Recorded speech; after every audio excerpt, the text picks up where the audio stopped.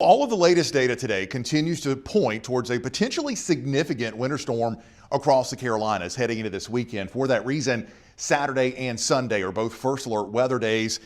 Potentially a significant ice storm developing here across our area with just a classic setup. Bitter cold Arctic air arrives as we head into Friday night.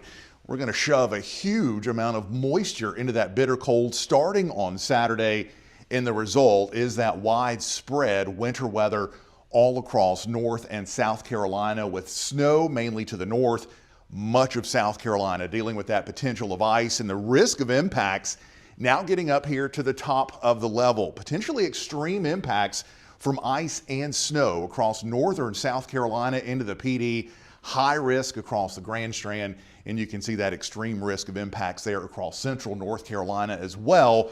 Unfortunately, here locally, this isn't a snow setup.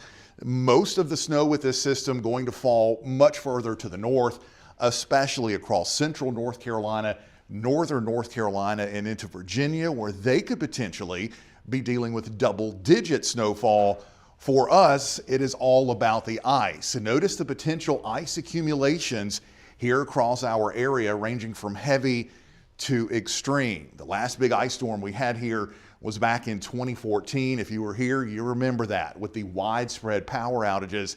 That is certainly something we're going to have to keep an eye on. Now, as far as exact amounts, still way too early for that, but based on all the data that's been coming in over the past couple of days, a high risk of dangerous travel, an extreme risk of power outages. All of that is going to depend on exactly how much freezing rain we see, but also a big demand on our heating and potentially big issues with frozen pipes as it's going to stay cold for a long time after this storm, and that prolonged cold potentially with power outages certainly going to cause some of those heating demand and pipe issues. Still a lot of details to figure out on this. We'll continue to fine-tune those as we get closer to the weekend.